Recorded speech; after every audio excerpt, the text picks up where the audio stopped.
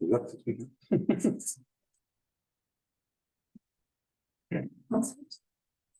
bonjour tout le monde. Donc, moi, c'est David Bowman. J'ai fait ma thèse en Belgique. Je travaillais avec Stéphane à l'époque et j'ai fait quelques postdocs. Et là, je suis à Montpellier maintenant où je vais commencer comme chargé de recherche à l'IRD. Et j'avais envie de partager avec vous quelques réflexions pour un petit peu introduire les concepts de base de l'inférence causale sur base d'observation, de données d'observation en écologie.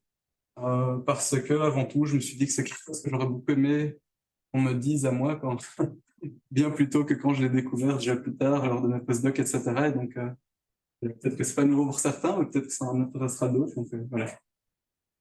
Donc, l'idée générale, c'est que la majorité des questions qu'on pose en écologie sont de nature causale.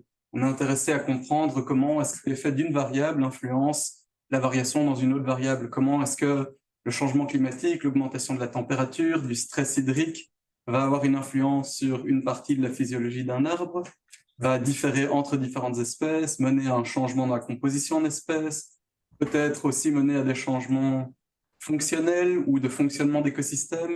Et puis, une fois qu'on essaye de comprendre comment toutes ces choses fonctionnent, on est intéressé, par exemple, à faire des projections dans le futur, éventuellement dans des conditions non observées encore pour le moment, mais de pouvoir, grâce à une compréhension de mécanismes, pouvoir faire de l'inférence, justement, quant à l'état d'un système qui nous intéresse dans le futur, par exemple.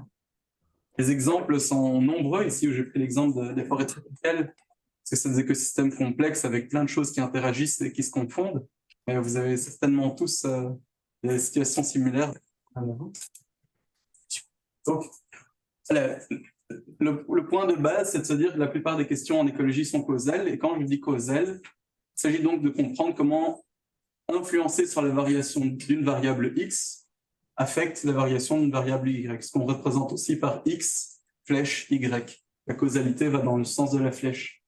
Aujourd'hui, avec le big data et des questions de plus en plus globales, d'échelle globale, etc., on se retrouve de plus en plus dans des situations où, bien que la situation idéale, ce soit des expériences contrôlées, randomisées, etc., bien souvent, c'est simplement impossible ou extrêmement difficile aux échelles de ce qui nous intéresse, spatial, temporel ou de rythme de vie des organismes étudiés. Donc, on se retrouve à poser des questions causales et à ne pas pouvoir utiliser le standard en or pour répondre aux questions causales que sont les expériences. Le problème en parallèle, c'est également qu'on manque, je pense, beaucoup d'un entraînement ou d'une formation dans la réflexion causale lors de nos formations en tant qu'écologue. On apprend plein de choses, la botanique, de la zoo, des stats très compliqués, etc. Mais pourtant, de mon expérience et de ce que j'ai pu observer autour de moi, cette partie-là, c'est vraiment un point où l'écologie traîne la patte derrière plein d'autres choses, avec beaucoup de conséquences, on va le voir. Donc, qu'est-ce qu'on fait en général ? On a des questions sur des écosystèmes en général complexes où on se dit qu'il y a des trucs qui devraient influencer ce qui nous intéresse. Et donc, on utilise des modèles prédictifs qui visent à plutôt optimiser un pouvoir de prédiction sur base d'un jeu de données qu'on a. Et on utilise des critères d'information, du AIC, du R carré ou des algorithmes super sexy de machine learning ou autres qui vont nous mener à optimiser de manière super le pouvoir de prédiction. Le problème, c'est que sur base de ça, en général, qu'est-ce qu'on fait ? On prend tous ces coefficients de pente pour nos X covariables et puis on les interprète comme des effets d'importance relative écologique. On dit cette variable est celle qui a le plus d'influence sur l'abondance de mon espèce ou la structure de la communauté, etc. Et là, souvent, on pourrait se planter sans s'en rendre compte et c'est un peu de ça qu'il s'agit de discuter aujourd'hui. Parce que les modèles prédictifs ne sont pas du tout faits pour faire de l'inférence causale. Et pourtant, en général, c'est ceux-là même qu'on utilise pour ça. Donc, qu'est-ce qu'on fait en général ? On utilise des ajustements statistiques du style des variables contrôle, etc. Souvent pour des mauvaises raisons et pas toujours bien fait. Et ça peut mener à des biais dans ce qui nous intéresse. Donc, les structural causal models, les modèles structurels causaux, eux, proposent un cadre d'analyse et un workflow qui nous permet d'aller depuis la manière dont on pense à nos questions, à la façon dont on va aller échantillonner des données, représenter la théorie autour du système qu'on étudie, pour seulement ensuite, grâce à ça, construire la structure d'un modèle statistique. Donc d'abord, mettre la science et la théorie avant la construction du modèle statistique. Ça va? Ah, je vais te dire.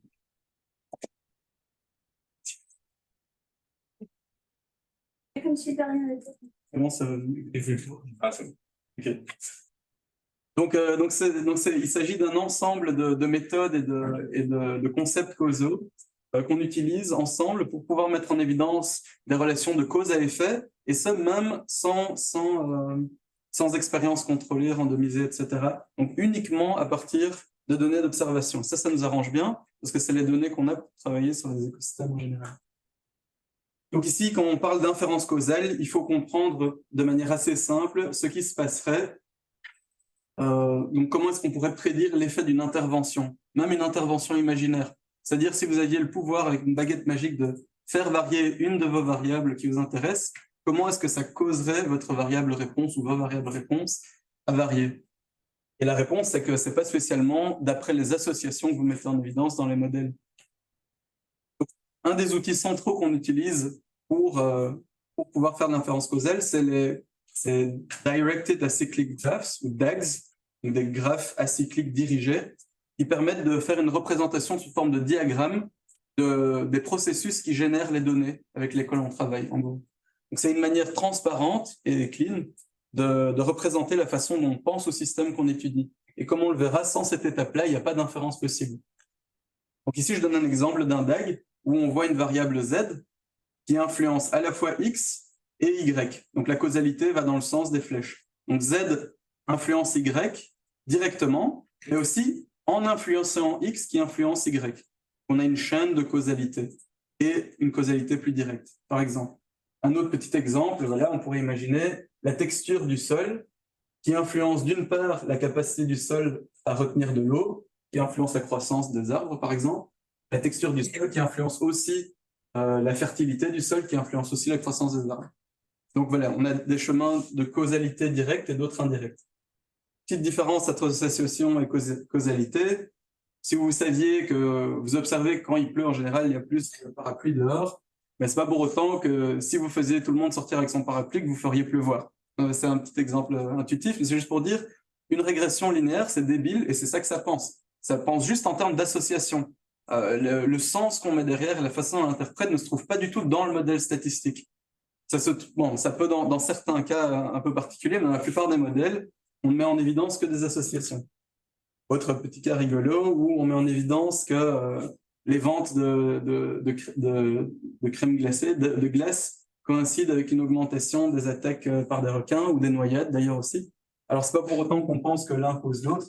En fait, simplement qu'ils ont une cause commune, qui est l'augmentation de température avec les saisons et qui influence les deux indépendamment.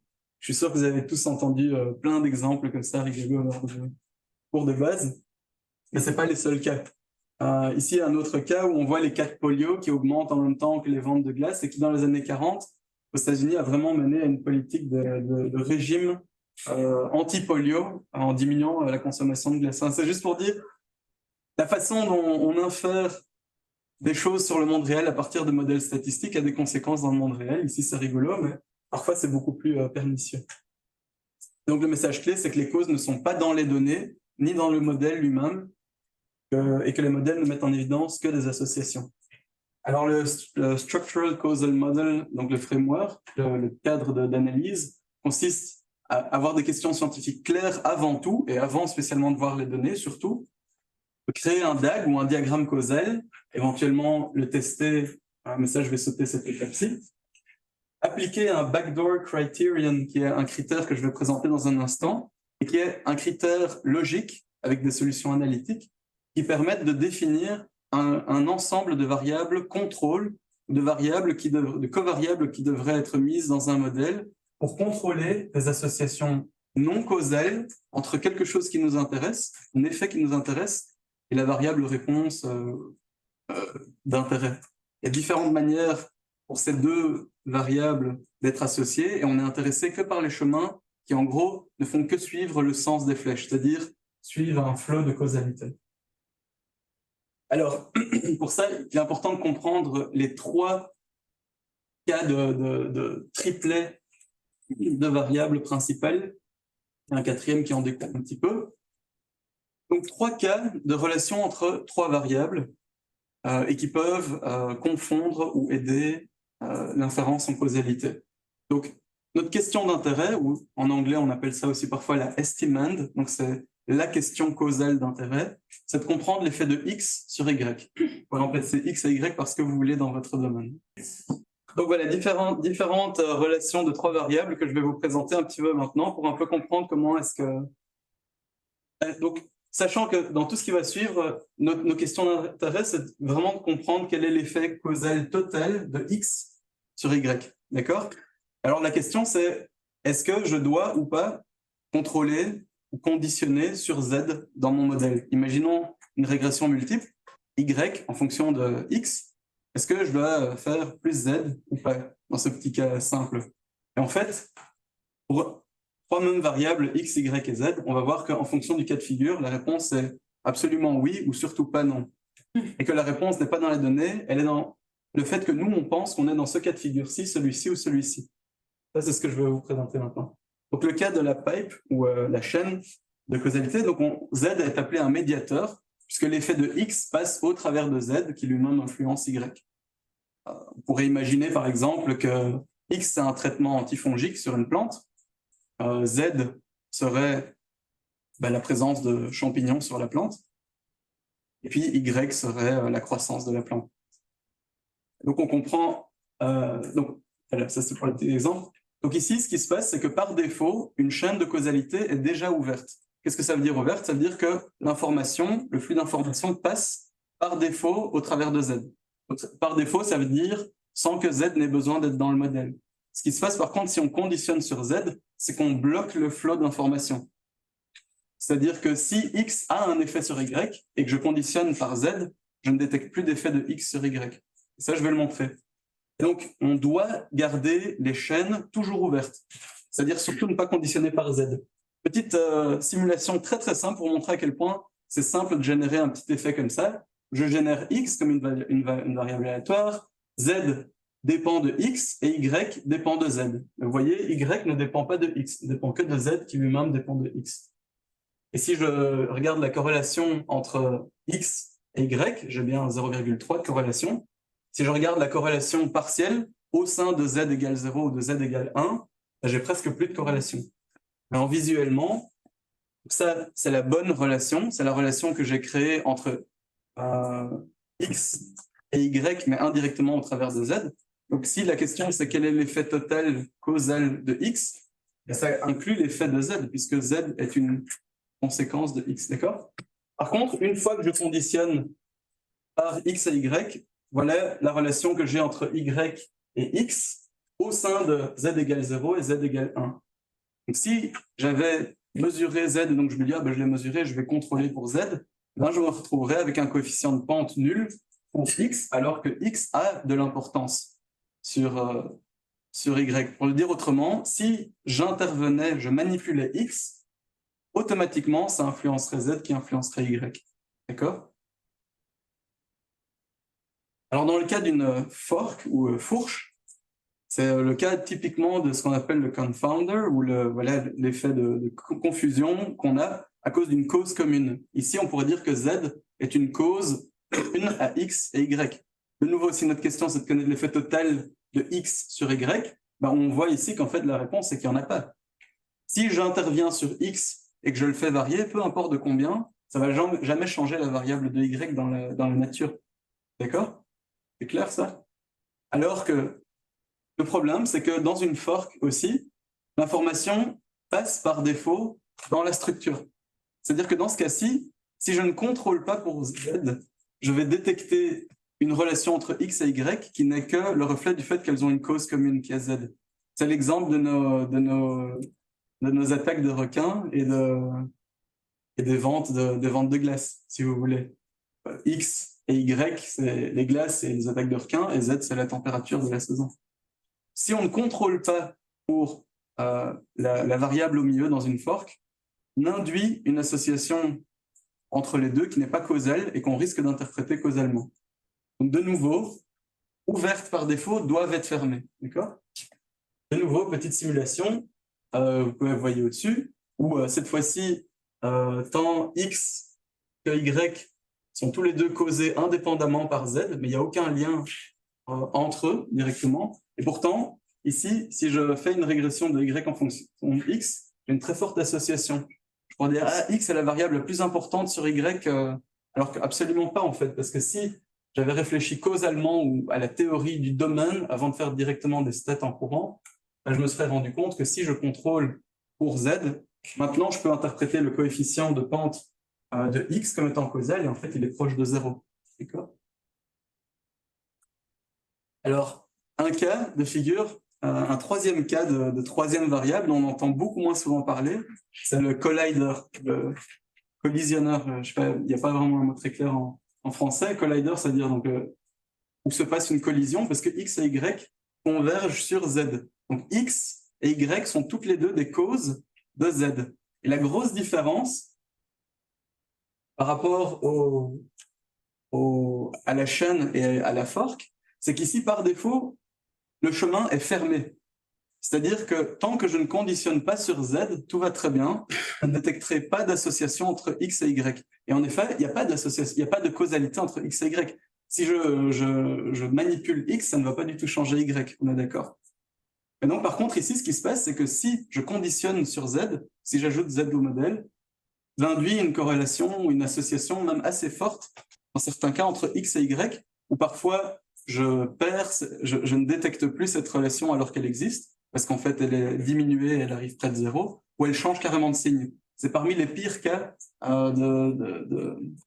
qui empêchent de l'inférence causale. Et c'est un des cas auxquels souvent on pense pas, parce qu'on se dit, je fais une régression multiple, ça peut faire que du bien d'ajouter plus de variables, comme ça je contrôle pour toutes ces choses, en se disant, si j'ajoute quelque chose dans un modèle, c'est comme si par magie, dans la nature, quoi que ce soit qui était influencé par ça disparaît et va me permettre de mieux comprendre ce qui m'intéresse. Mais dans certains cas, ajouter des variables à une régression multiple fout en l'air l'inférence par rapport aux choses qui nous intéressent. Et donc, il ne faut jamais conditionner sur un collider. Donc, de nouveau, un petit exemple ici. Je vais directement passer. Donc, voilà, la relation entre X et Y, telle que je l'ai simulée, eh ben, elle est juste, il n'y a pas de relation. Parce que dans la façon dont c'est simulé, vous voyez qu'en fait, voilà. Une fois que je conditionne sur Z, je trouve une association négative forte entre les deux. Alors, c'est un peu moins intuitif. Ah oui, ça c'est juste pour montrer que ça marche, qu'on considère des variables discrètes ou continues, évidemment. Donc ici, j'ai simplement une régression de X en fonction de Y en fonction de X. Et ici, j'ai représenté sur l'axe X des résidus de X en fonction de Z, c'est-à-dire le coefficient de pente auquel correspondrait le coefficient de X dans un modèle où j'aurais X et Y. Je peux revenir sur des choses si c'est pas clair après.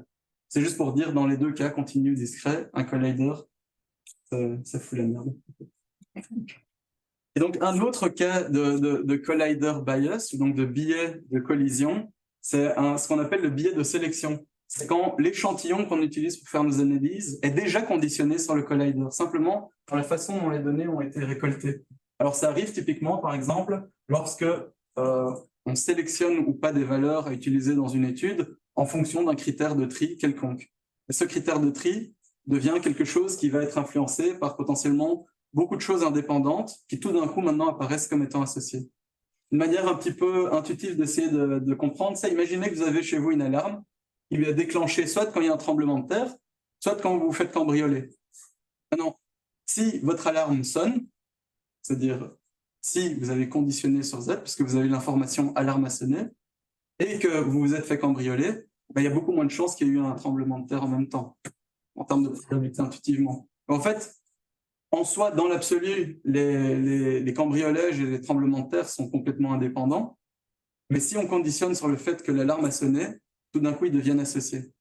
Il y a plein d'exemples comme ça. En fait, une fois qu'on a le déclic, on commence à les voir absolument partout et on devient beaucoup plus critique par rapport à plein de choses ou de gros titres aussi de journaux. Ouais, c'est rigolo.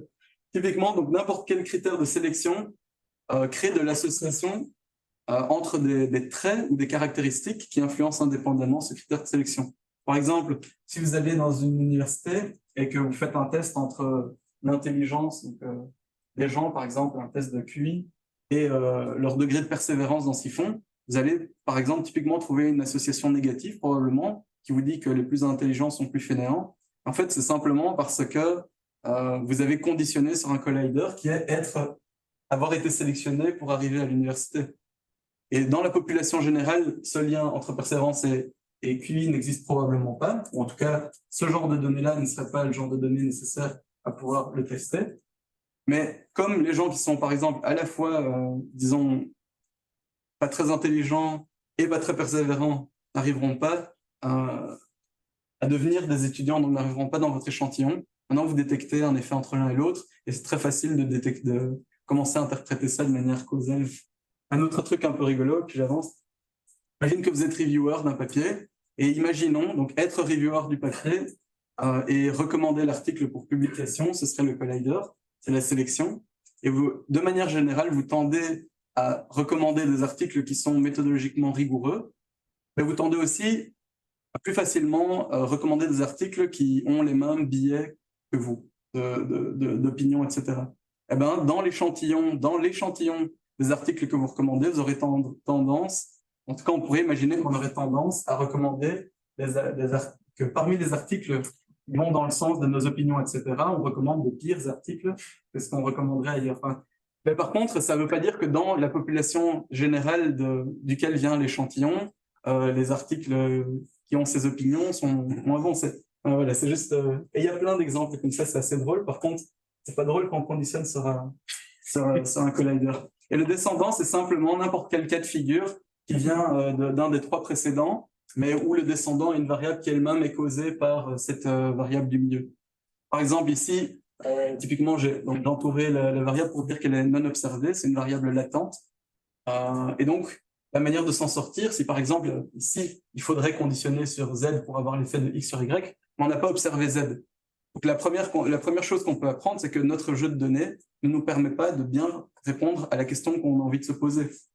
Et ça, c'est une information valide aussi. Parfois, c'est bien, ça permet de retourner échantillonner, perdre un peu de temps, mais au moins répondre correctement à la question.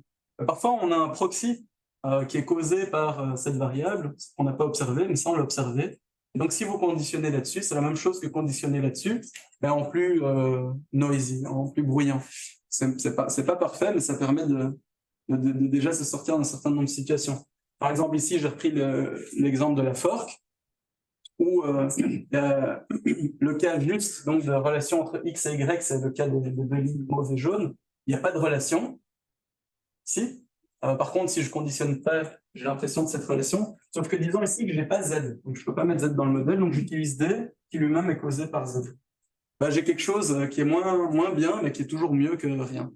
Et alors, à quel point est-ce que c'est mieux que rien? Ben, ça dépendra de la force de l'association. Et là, on peut parfois faire des tests de sensibilité qui sont intéressants pour dire il faudrait que l'effet soit au moins X fois plus grand ou plus petit pour commencer à vraiment avoir un effet causal qui commence à être fort biaisé. Donc là, on arrive sur le thème des tests de sensibilité, dont je ne vais pas beaucoup parler ici, mais qui sont des outils importants pour un peu estimer les limites ou la robustesse de notre inférence causale.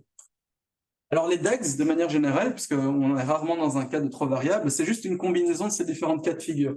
Par exemple, ici, j'ai créé un exemple de DAG. On est toujours intéressé à l'effet causal total de X sur Y. Et on peut voir ici qu'on a une pipe qui passe de X à B, à E, à D, à Y. D'accord ? On a aussi une fork ou une fourchette avec une cause commune à X et à Y, avec donc de l'association qui passe ici. Et on a un collider, un mélange de chaînes et de collider. Ici, paf, on a une chaîne qui donne sur un collider. D'accord ? C'est-à-dire ici, on a un chemin qui déjà est fermé.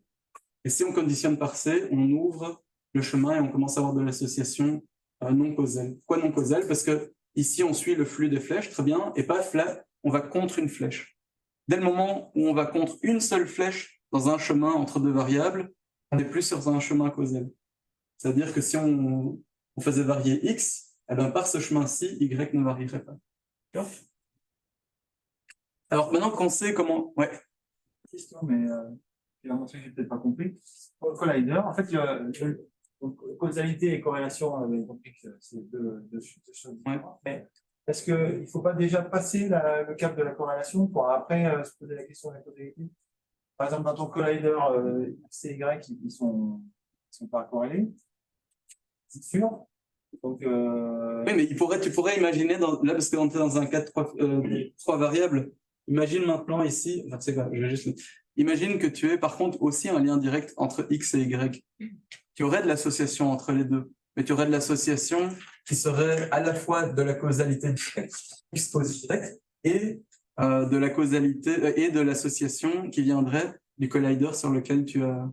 Ce que je veux dire, c'est que j'ai l'impression qu'on ne va pas déduire une fausse causalité quand il n'y a pas de corrélation. C'est assez populaire, je pense.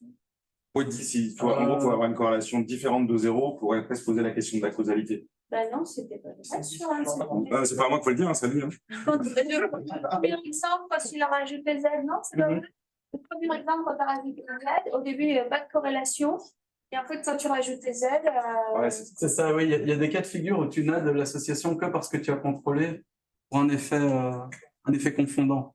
Et puis en plus, dans les cas réels, en général, tu as plusieurs structures. Ben, tu as des DAG plus complexes, de ce style-là ou encore plus complexes, où c'est difficile de faire la part des choses entre uniquement des paires, des groupes de trois variables. Donc, mais par contre, ce que tu dis est plus lié à l'étape que j'ai un peu sautée au début, de tester la cohérence du DAG avant même de commencer à prendre le DAG pour en faire un modèle statistique. Et qui est qu'en fait, dans la réalité, parfois, on n'est pas tout à fait sûr, même souvent, de où sont exactement les flèches. Il y a même certains cas où on pourrait penser d'une manière ou de l'autre, une flèche qui va dans un sens ou qui va dans l'autre sens. Et là, on peut utiliser les données pour essayer de tester la plausibilité des différents DAG. C'est juste que le danger, c'est de n'utiliser que les données pour construire un DAG. Et ça, c'est un problème parce que c'est de nouveau d'aller à la pêche d'une certaine manière. Par contre, de réfléchir vraiment sur base du domaine et construire quelques DAG alternatifs et en fonction, par exemple, d'associations ou de corrélations dans les données, chercher les DAG qui ont plus ou moins de soutien. Par exemple, on parle d'indépendance conditionnelle, c'est-à-dire deux variables devraient être indépendantes si on contrôle par celle du milieu. Donc ça, c'est des choses qu'on peut tester assez facilement dans les données et tester un peu la plausibilité d'un DAG avant même de se lancer dans un modèle statistique. Une question juste. Si tu compares les modèles, c'est-à-dire j'ai rajouté Z, j'ai pas de si, etc. Tu fais tous les modèles possibles. Ouais. C'est le cas. Je vais venir à ce point-là. Je vais en parler. Et quand je suis, tu me dis si je vais pas répondre à la question, mais ça arrive. C'est une bonne question. Mais donc, comment est-ce qu'on fait maintenant qu'on a un modèle causal? On sait comment réfléchir entre ces différentes structures. Comment est-ce qu'on passe de là à construire un modèle statistique qui nous permet de quantifier l'effet causal d'intérêt? On utilise soit du do calculus, qui est plutôt des solutions analytiques, où on utilise la logique mathématique pour déduire des variables qui doivent être contrôlées ou pas, ou est-ce qu'une question causale peut être répondue ou pas par un ensemble de variables observées et non observées, ou on utilise un critère graphique qui est en fait l'équivalent, beaucoup plus facile à utiliser du coup sans avoir besoin de se lancer dans la partie mathématique, qu'on appelle le backdoor criterion, et qui vise à fermer tous les backdoor, donc tous les chemins par l'arrière, si on veut. Et qui amène également de manière équivalente à pouvoir estimer l'effet causal de P sur Y d'où X. Et donc d'où X, c'est quelle est la distribution de probabilité de Y quand j'interviens sur X. Et alors en général dans une gamme de valeurs, parce que l'effet causal dépend aussi de la gamme de valeurs de la variable d'exposition qui nous intéresse. Voilà. Et alors, comment est-ce qu'on fait? Eh ben, c'est une petite recette en 3 étapes, assez simple. D'abord, on définit tous les chemins qui lient notre variable d'exposition ou notre variable traitement, X ici, qu'on appelle parfois exposure, à Y. Ensuite, on différencie parmi ces chemins les chemins causaux des chemins non causaux. Et ensuite, parce qu'on sait quels chemins sont par défaut ouverts ou fermés, eh ben, on définit les chemins non causaux et comment est-ce qu'il faudrait les fermer, en conditionnant ou en conditionnant pas sur quelque chose sur ces chemins-là. Donc voilà. Alors ici, par exemple, qu'est-ce qu'on a? Dans les chemins causaux, on a évidemment le chemin direct entre X et Y. On a X et D, Y, une chaîne. D'accord? C'est tout. Et dans les chemins non causaux, eh bien, on a F qui cause X et Y. et on a X, B, C contre la flèche ici D et Y. Donc voilà. Maintenant, il faut qu'on ferme ces deux chemins-ci. Comment est-ce qu'on fait ça? Pour une fork ici, on sait, il faut conditionner sur la cause commune pour fermer le flux d'association qui par défaut est ouvert. Donc, je vais conditionner par F. Et par contre, ici, le collider, comme j'ai dit, par défaut, il est déjà fermé. Donc, on ne conditionne surtout pas par C. Parce que sinon, on ouvre ce chemin-ci et on va avoir une part d'association entre X et Y qui, au lieu de ne plus représenter que ce chemin-ci, va aussi passer par ce chemin indirect. Donc ici, vous avez été sur le terrain, vous avez mesuré plein de choses, et pourtant, dans votre modèle, vous pourriez vous retrouver simplement à avoir une régression multiple de Y en fonction de X et F, même si vous avez aussi B, E, C, D. Donc, il peut y avoir d'autres avantages à avoir ces autres variables, mais c'est juste pour dire plus n'est pas toujours mieux. Alors ici, un autre cas un peu plus compliqué. Pourquoi un peu plus compliqué? Je vais vous montrer. Donc, de nouveau, on veut connaître l'effet de X sur Y. Alors, qu'est-ce qu'on a? On a le chemin direct un des chemins directs qui nous intéresse. Ici, en fait, on verra que c'est le seul qui nous intéresse, parce que tous les autres chemins sont non codés. On a une fork, là, on sait déjà quoi faire. On contrôle pour C, pour fermer ce chemin non causal. On a Z, c'est aussi une fork. Vous êtes d'accord, non? Z a une cause commune de X et Y, donc il faut aussi contrôler pour Z. Donc on ajoute Z aussi, à la variable pour laquelle il faut contrôler. Mais attention, qu'est-ce qu'on a ici? On a un collider. Pourquoi est-ce qu'on a un collider? Parce qu'on doit contrôler sur Z, ça on l'a déjà défini ici. Et comme on contrôle sur Z, maintenant on a de l'association qui passe dans ce chemin-ci. On a ouvert le collider path, le chemin du collider. Par contre, heureusement, on a aussi observé A et B, et donc on peut fermer cette association en contrôlant soit pour A, soit pour B. A ou B. Ensuite, on a ici de nouveau un chemin non causal, puisqu'on va contre la flèche. Ici, il suffit de contrôler soit pour A, soit sur A, soit sur Z. En fait, n'importe où sur le chemin, c'est bon.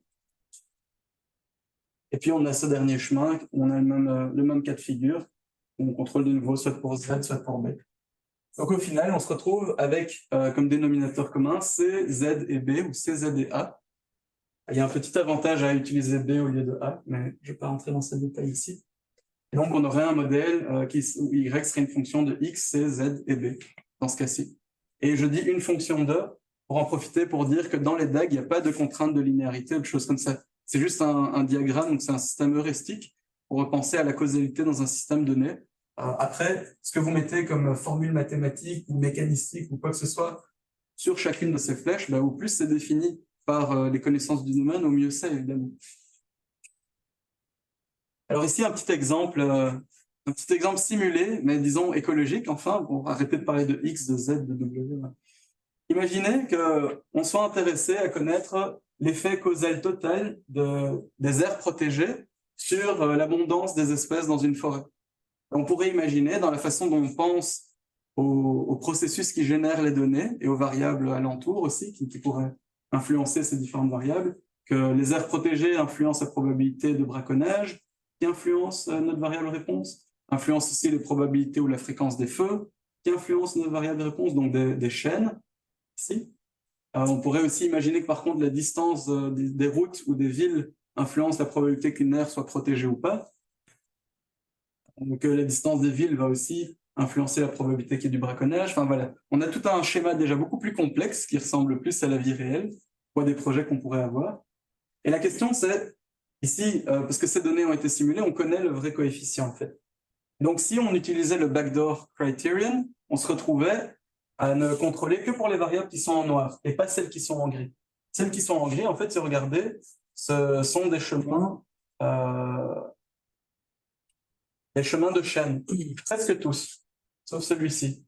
Et celui-ci, c'est pas grave, parce que comme on a déjà contrôlé cette variable-ci, l'information ne passe déjà plus par ici, on n'a plus besoin de celle-ci. Et donc, on se retrouve, si on conditionnait sur le feu ou on poaching ici, en fait, on fermerait ces chemins d'association et on sous-estimerait l'effet des aires protégées.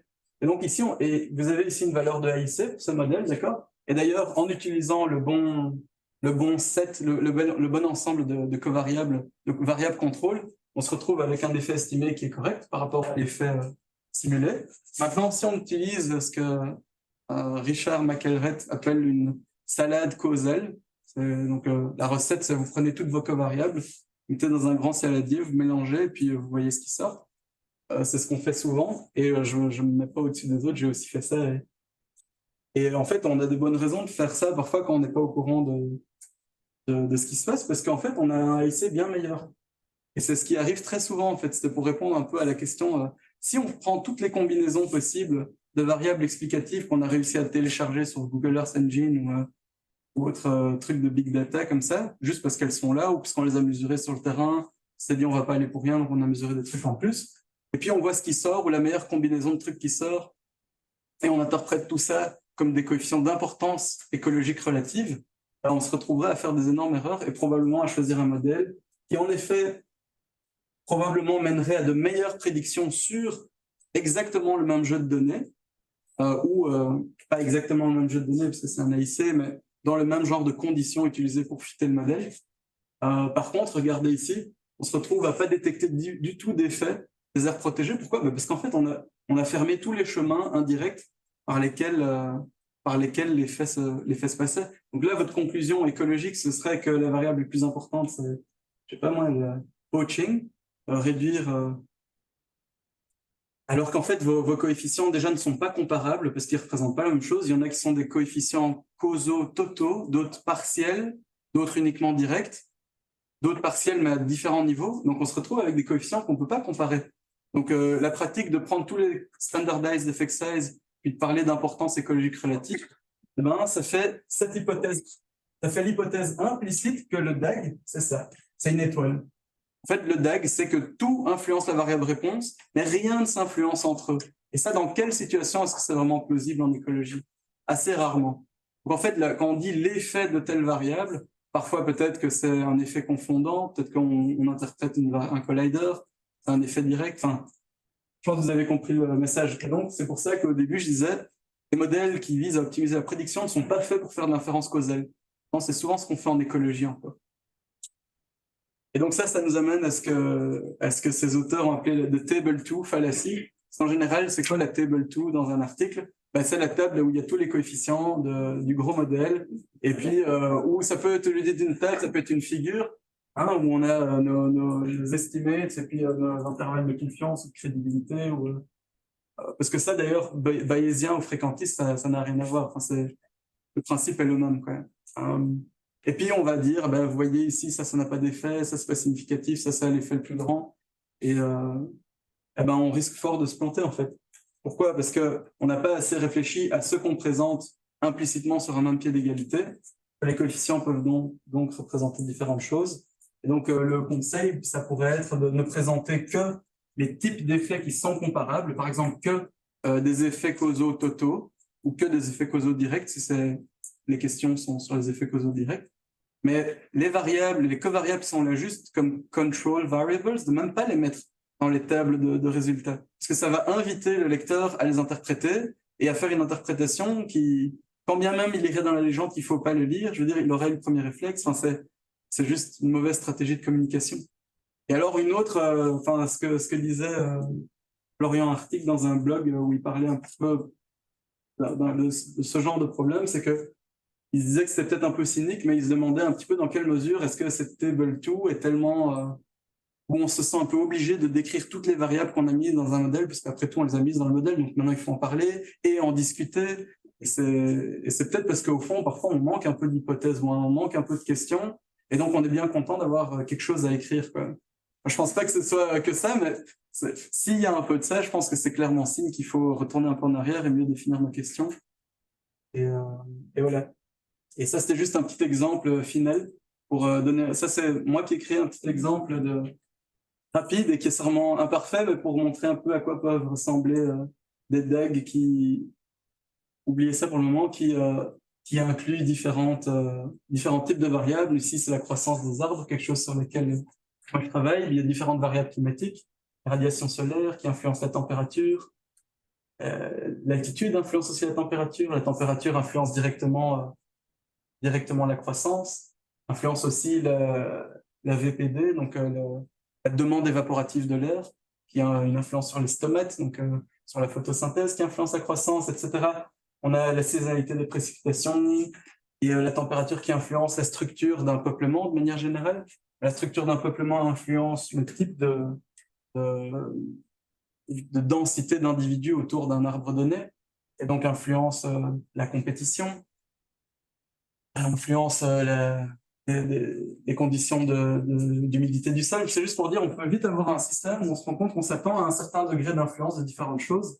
Et où du coup, par exemple, si je suis intéressé à l'effet total de la radiation solaire, je veux surtout pas mettre la température ou la VPD dedans, parce qu'autrement, je bloque ces chemins causaux, comme j'ai montré avant.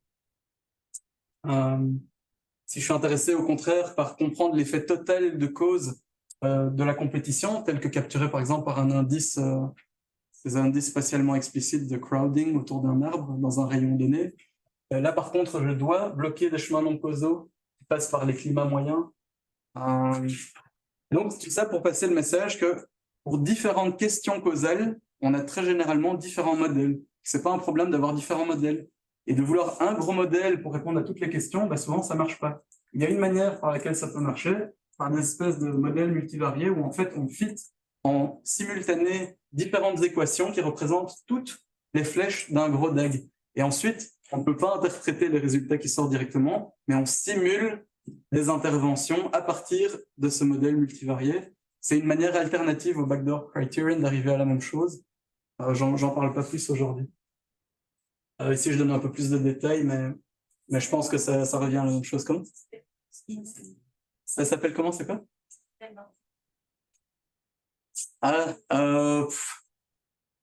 Il n'y a pas un nom super défini, mais Richard McElrath, il appelle ça en rigolant Full Luxury Bayesian Models. Parce qu'il dit que c'est le full luxury, parce que c'est comme si tu allais dans un hôtel et tu demandes la suite royale et tout ce que tu veux. Au sens, ça te permet de faire plein de trucs. Par contre, comme ce genre de suite, ça vient aussi avec un sacré coût de complication, enfin de calcul, de complexité parfois à coder aussi. Parfois, tu dois passer par du système direct plutôt que c'est dans BMS. Et parfois, c'est simple et ça marche bien aussi. Donc, c'est pas pour décourager non plus.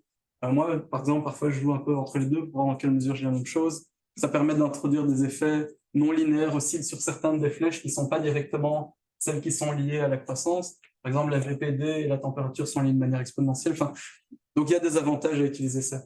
La dernière petite chose que je voulais dire, c'est que ce que je vous présente ici, ça se fait avec un petit logiciel gratuit en ligne qui s'appelle Dagity et qui est super pratique. Si j'avais maintenant du temps pour une pause plus une petite séance d'exercice, c'est ça que je ferais maintenant, c'est proposer à chacun de penser à un système sur lequel il travaille pour le moment, dessiner un DAG, et puis jouer un peu dans Dagity, à voir un peu quels seraient les ensembles de variables de contrôle nécessaires pour différentes questions causales possibles, et d'autres choses de ce style-là. Et donc, ce que je vous montrais ici, ça c'est juste pour dire que quand on utilise Dagity en ligne, c'est un petit outil en ligne, et qu'on fait nos petits trucs et nos flèches, il y a automatiquement des choses qui apparaissent sur le côté, notamment les résultats du backdoor criterion qui te dit quel est l'ensemble de variables pour lesquelles tu dois contrôler. Je pense qu'au début, c'est bien de le faire dans sa tête pour s'entraîner à penser à ces différentes structures causales, même s'entraîner juste quand quelqu'un nous parle d'une étude, pouvoir réfléchir à tiens, est-ce que j'imagine qu'il y aurait un effet confondant non observé ou quelque chose. Mais après, c'est bien de savoir que quand les DAG deviennent compliqués, on peut simplement s'aider d'outils en ligne comme ça, et qu'en même temps que tu construis ton DAG, il y a des coordonnées qui correspondent à chaque variable, il y a toutes les flèches aussi entre les nœuds, et tout ça, ça se retrouve dans un petit truc de texte. Tu peux faire un copier-coller, et puis tu reviens plus tard, tu le recolles dans Dagity, et hop, tu as de nouveau ton DAG qui apparaît, tu peux retravailler dessus, ou partager ça avec des collègues pour qui travaillent dessus aussi. Donc, c'était juste pour montrer ça, ça correspond à ce petit copier-coller de ceci, quoi. Et voilà, juste comme take-home message, l'idée, c'est de faire passer la science et la théorie avant les tests de statistiques. C'est facile de se cacher derrière des modèles extrêmement complexes, pour parfois peut-être un peu cacher le fait qu'au fond, on n'est pas trop sûr de ce qu'on cherche, mais ça ne devrait jamais être quelque chose qui remplace. Et les régressions multiples ou autres méthodes un peu compliquées peuvent autant aider qu'elles peuvent empêcher notre inférence. Par exemple, les confounders, donc les forks, le over-control bias, contrôlé sur un médiateur dans une pipe. contrôles trop parce que tu as contrôlé sur quelque chose que tu n'aurais pas dû. Collider bias. Rappelez que les causes ne sont jamais dans les données et que pour ça, il n'existera jamais d'inférence causale sans qu'il y ait un modèle causal explicite derrière, ou en tout cas une expression d'un ensemble d'hypothèses, de causal assumptions, qui sont toujours derrière un modèle. Et même quand on a l'impression que oui, mais alors on peut critiquer ça, en fait, on peut toujours critiquer un DAG, c'est juste qu'on ne le critique pas quand on ne le voit pas. Ça ne veut pas dire que le modèle est correct, ni que les hypothèses derrière le modèle statistique sont correctes. Et ça rend, c'est pour ça que je dis ici, ce cadre d'analyse, Structural Causal Model, offre vraiment un cadre d'analyse logique basé sur quelque chose de tout à fait répétable qui ne demande pas à qui que ce soit d'être spécialement malin. On peut juste appliquer une recette, en tout cas dans cette partie analytique du backdoor criterion. Et par contre, personne ne peut échapper au fait de rendre explicite des hypothèses causales. Et ça, c'est bien, parce que ça permet d'oser partager la part subjective de notre recherche aussi, plutôt que de se cacher derrière une impression que tout est objectif et ne pourrait exister que de cette manière-là. Je ne sais pas si vous avez vu dernièrement, il y a quelques préprints et articles publiés qui ont montré à quel point donner un même jeu de données avec une même question à une centaine de scientifiques donnait des effect size qui allaient de super négatifs à nul à positif. Je pense qu'une des grandes raisons pour ça, c'est parce qu'on pense facilement les statistiques sans penser aux connaissances théoriques du domaine dans lequel les questions sont posées, et que ça peut mener, comme on l'a vu, à contrôler ou pas pour une suite de variables avec plein d'effets confondants. Et donc ça permet d'améliorer une science cumulative qui est la seule science qui devrait exister et dans laquelle on peut vraiment construire sur le travail des autres, ce qui est impossible si on a juste un gros modèle compliqué, pas de code commenté, pas de données ouvertes. Enfin, ça rejoint un peu la science ouverte. Ça fait juste partie en fait des pratiques de base pour être un bon professionnel en sciences. Et je dis pas ça depuis un pied de supériorité, parce que moi-même je galère et j'essaye de faire ça de plus en plus. Mais en tout cas, c'est ce que je pense, c'est ce que d'autres pensent, et c'est le message que je voulais faire passer ici. Donc voilà, merci beaucoup. Et puis quelques références de base comme point de départ pour ceux qui voudraient lire ne fût-ce que 1, 2 ou 3 articles pour un peu se lancer, qui résument assez bien tout ce que j'ai dit. Et alors les cours sans prix de Richard McElrath, qui est un des meilleurs pédagogues que je connaisse en statistique bayésienne et en inférence causale mélangée, la plus belle combinaison, qui a un livre incroyable, mais qui a aussi une série de 20 cours en ligne qui sont gratuits, extrêmement didactiques avec des animations qui accompagnent le livre, mais qui peuvent être faites indépendantes. Les leçons 5 et 6 en particulier sont beaucoup autour de l'inférence causale, les bases, etc., avec quelques exemples et du coup de ce que j'ai présenté au final vient de ce genre de choses. Et ici, le site pour Dagity, ceux que ça intéresserait. Donc voilà, merci beaucoup.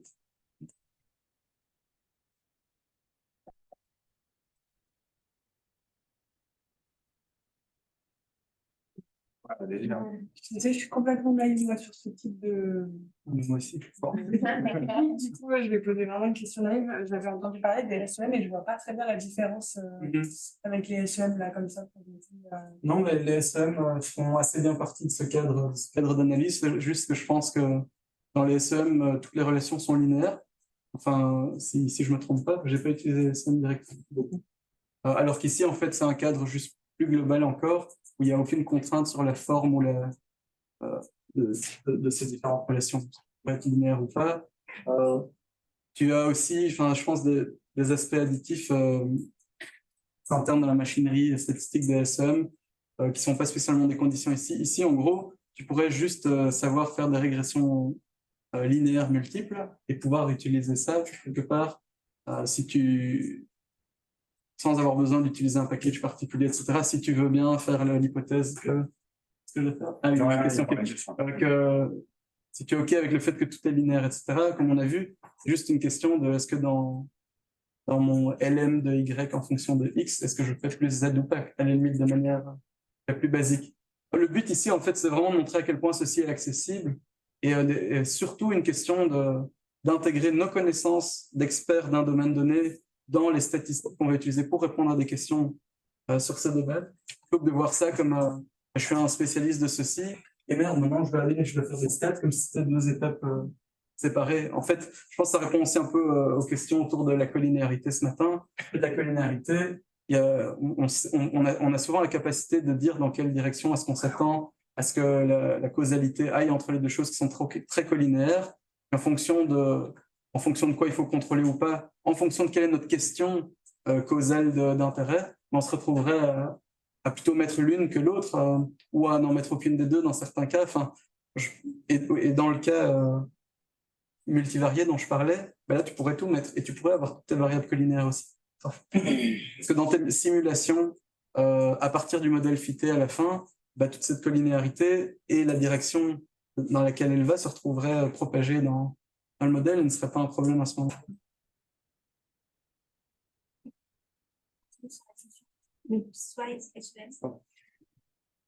Piecewise quoi? On n'entend pas les questions. Vous parlez des piecewise SEM. Ouais. Ouais, je connais pas assez les détails de chaque.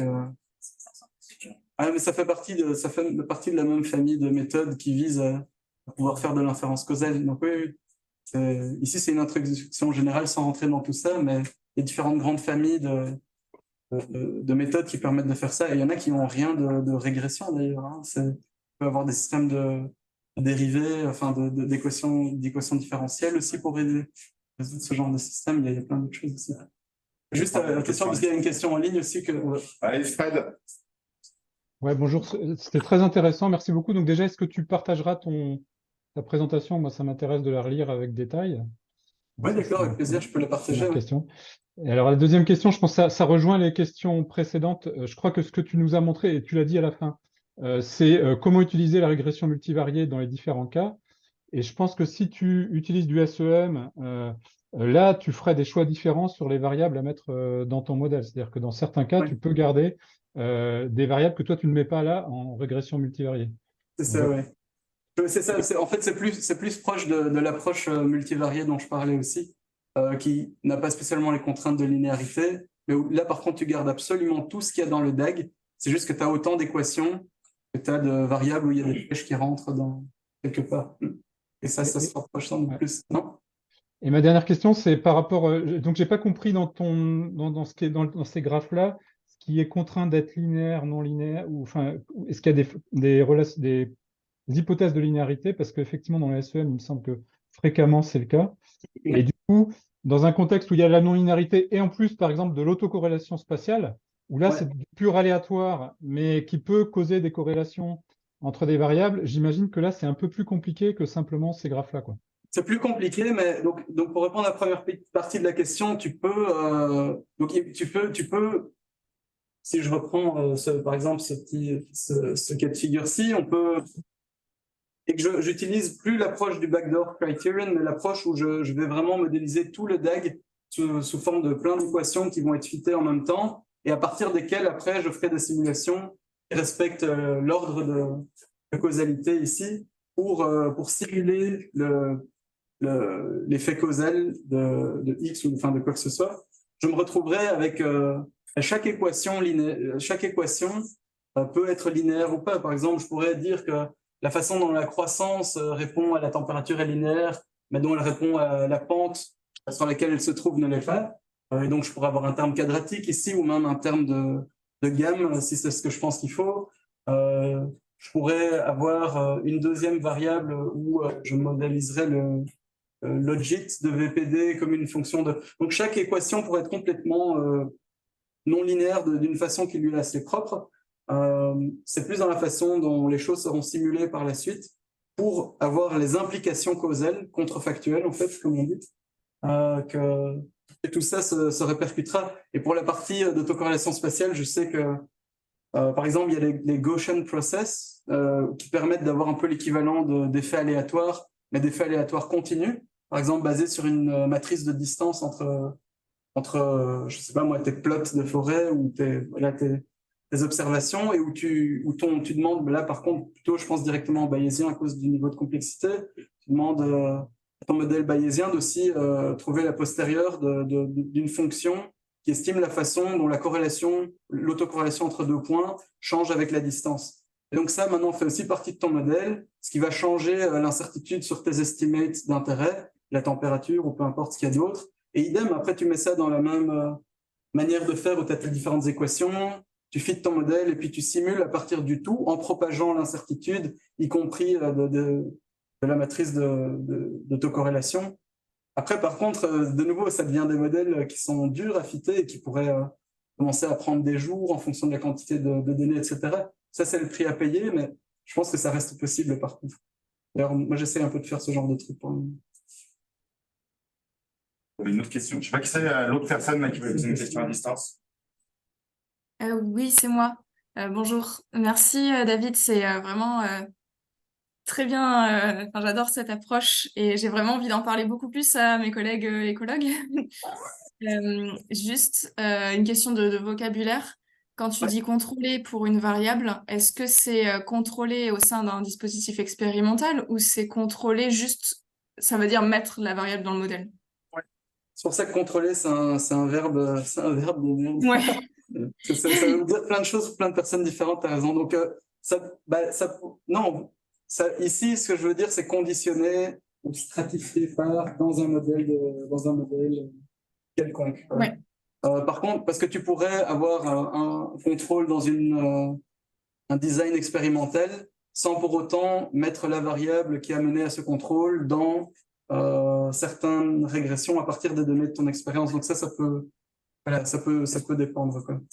Ok, mais du coup, par exemple, si tu mets dans un modèle mixte, tu mets une variable aléatoire, elle est considérée comme elle contrôle ou pas? Je dirais que pas au sens de comment est-ce qu'on présente les choses ici. Elle s'occupera d'autres problèmes potentiels, comme de non-indépendance de tes résidus parce qu'ils appartiennent à certains groupes ou si tu t'attends à ce que les pentes aussi soient plus similaires pour des individus dynamiques. Enfin, je pense que ces effets aléatoires ou ces effets variables ajoutent d'autres degrés de réalisme auxquels tu t'attends dans le modèle, mais sans parler de contrôle au sens d'éviter des associations non causales. Ok, bah merci pour le côté vocabulaire, parce qu'effectivement, contrôle, on peut mettre vraiment plein de trucs. Ouais. Merci. Mais vraiment merci, hein, super. Ah, c'est gentil. Juste au tout début, tu as enjambé un peu un truc, c'est que tu pars de l'hypothèse que tu as tous les nœuds, tu connais toutes les flèches et tu connais absolument. Ouais. Alors ici c'est pour le côté didactique de base, mais en effet, donc pour ceux qui n'ont pas entendu la question, il dit que j'ai sauté un peu les étapes au début en partant du principe que je connaissais tous les nœuds, donc toutes les variables et toutes les flèches, ou que j'avais observé toutes les variables qui sont importantes.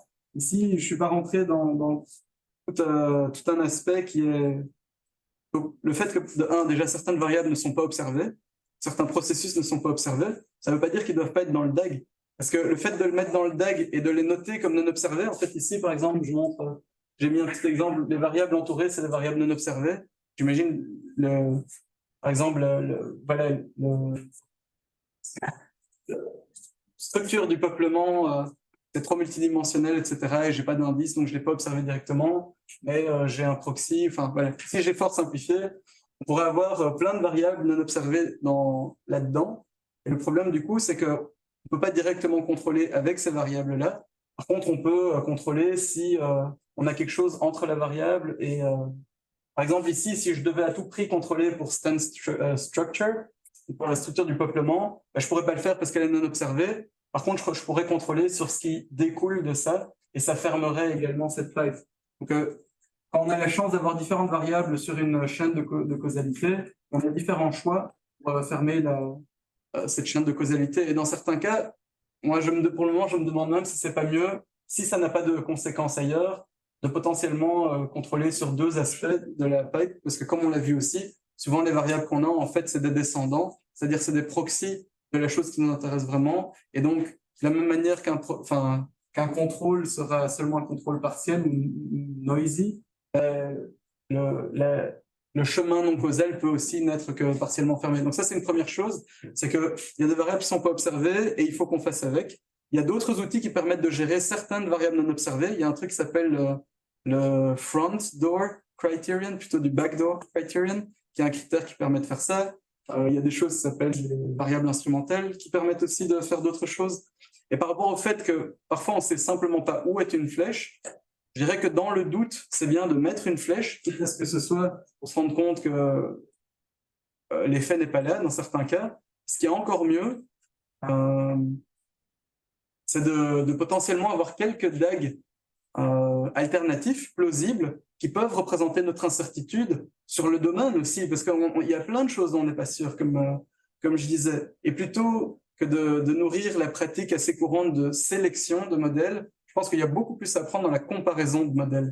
Et donc, plutôt que de choisir un best modèle, plutôt que de comparer différents DAG avec certaines flèches qui existent ou pas, qui vont dans un sens ou dans l'autre, où on doute, et puis de voir qu'est-ce que ça implique d'un point de vue de l'inférence causale pour les questions qui nous intéressent. Parce que dans certains cas de figure, en fait, on peut se rendre compte qu'une flèche ou pas, ou dans un sens ou l'autre, n'a aucune importance sur un effet causal à cause des chemins qui passent par là ou pas, alors que dans d'autres cas, peut-être que c'est le jour et la nuit. Et si c'est le jour et la nuit, eh ben, la façon de rapporter les résultats, c'est de dire, en fonction de si on fait cette hypothèse-ci ou pas, on détecte cet effet-ci ou cet effet-là. Ça, pour moi, c'est la manière transparente de rapporter l'incertitude dans les questions causales qu'on pose aussi.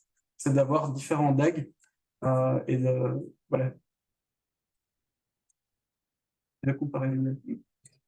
Je ne sais plus qui a levé la main. Non, mais c'était un peu ça va un peu avec la question de Stéphane, finalement, si tu te trompes dans le sens de flèche, si tu n'as pas les données qui vont bien, si tu n'as pas la géologie, par exemple, rien. Quelles sont les conséquences, finalement, de tout ce qu'on a comme résultat? Est-ce qu'on a dit complètement des absurdités depuis… Non. Tu vois, non, mais par contre, c'est intéressant de se poser la question. La croissance, c'est un processus plus complexe. Donc, tu pourrais rajouter des variables cachées comme absolument. Le processus de photosynthèse. Ou de réponse des stomates. Essayer d'inclure ça comme des facteurs latents qui sont les vrais prédicteurs. Absolument. Dépendent des… Voilà, c'est-à-dire que tu peux complexifier, j'ai l'impression que tu peux complexifier ce DAG, voilà. Et dans quelle mesure ça va jouer sur les conclusions que tu as. Mais c'est une question intéressante, c'est quelque chose qu'on veut savoir quand même. C'est cette question que tu viens de poser et cette conversation qu'on a, on l'aurait pas si j'avais pas présenté un DAG de la croissance que je sais qui est imparfait. Si j'avais juste dit ces trois variables sont les plus importantes pour la croissance, bah, quelque part tu dois un peu me croire sur parole. Et ou te dire que j'ai un DAG mais je ne l'ai pas montré, ou que je fais l'hypothèse que toutes ces variables sont toutes indépendantes les unes des autres et pointent toutes indépendamment vers la croissance, et on raterait l'occasion d'avoir cette conversation et de dire en fait la croissance c'est complexe et comprendre un effet causal de quelque chose sur la croissance, ben, c'est très difficile et ça demande de faire un certain nombre d'hypothèses. Et c'est marrant parce que souvent cette remarque, c'est une remarque que j'ai quand je parle de ces choses-là, etc. Et je trouve ça génial. Parce que c'est vrai, même quand on ne fait pas un DAG. C'est juste qu'on n'en parle jamais tant qu'on ne parle pas d'un DAG. Et c'est pour ça que je parlais de science cumulative et de manière transparente de faire de la science, parce que le DAG, c'est un des produits de la recherche, et donc il doit être présenté, parce que la façon dont est-ce que je choisis de croire ou pas les résultats ou leur interprétation ne peut pas être faite indépendamment des hypothèses sous-jacentes qui existent toujours qu'on les présente ou pas. Et alors, si moi je publie ça et tu n'étais pas d'accord, eh ben toi, demain, tu prends ce DAG et tu l'améliores d'une certaine manière. Et c'est là qu'on… Enfin, je trouve que ça fait partie de l'intérêt. Et c'est de montrer cette partie subjective aussi, en fait, où les stats ne peuvent pas se faire de manière utile en termes d'inférence si on n'a pas des connaissances du domaine derrière pour alimenter. Ma question, c'était par rapport au collider. Donc, si on fit un modèle complet, ce qui est une des options qui a été mentionnée, tout va bien se passer là, par exemple, par rapport à la latitude. Si la latitude rentre dans le modèle, parce que c'est une fourche. Parce qu'elle n'a pas de parents en plus. Mais s'il y avait un collider, ce que tu as montré, moi j'ai du mal à comprendre comment fitter un modèle complet dans ce contexte, ça pourrait être. Parce que ce que tu fais, c'est que tu ne fites pas un modèle complet, tu fites plein de modèles. Tu fitterais un modèle de la croissance en fonction de toutes les flèches directes uniquement qui rentrent dans la croissance. Tu fitterais en même temps un modèle de la fertilité du sol en fonction de slope, géologie et soil texture, c'est-à-dire tout ce qui rentre dans slope. Tu fitterais un modèle de soil texture juste en fonction de ça et ça, un modèle de ça en fonction de ça, ça, ça et ça, et ainsi de suite. Et parce que tu fites tous ces modèles, tous ces différents modèles, Ensuite, tu n'interprètes pas, c'est pour ça que je dis que tu n'interprètes pas directement les résultats de ton gros modèle de la croissance avec tout ce qui rentre dedans, pour exactement ces raisons-là. Par contre, tu peux maintenant prendre tous ces, par exemple, ces distributions de probabilité de tous les paramètres associés, si tu travailles en bayésien, et propager cette incertitude dans, mettons que ce qui t'intéresse vraiment, c'est l'effet de la température sur la croissance. Ce que tu fais, c'est que toi, tu définis une gamme de valeurs de température, par exemple entre le minimum et le maximum observé, ou une valeur en particulier qui t'intéresse, peu importe.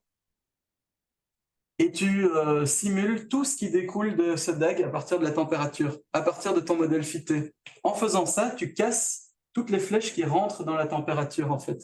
Ça, c'est ce que fait une expérience randomisée, contrôlée randomisée. Quand tu fais une expérience contrôlée randomisée, en fait, tu casses toutes les flèches qui rentrent dans ta variable de traitement d'intérêt.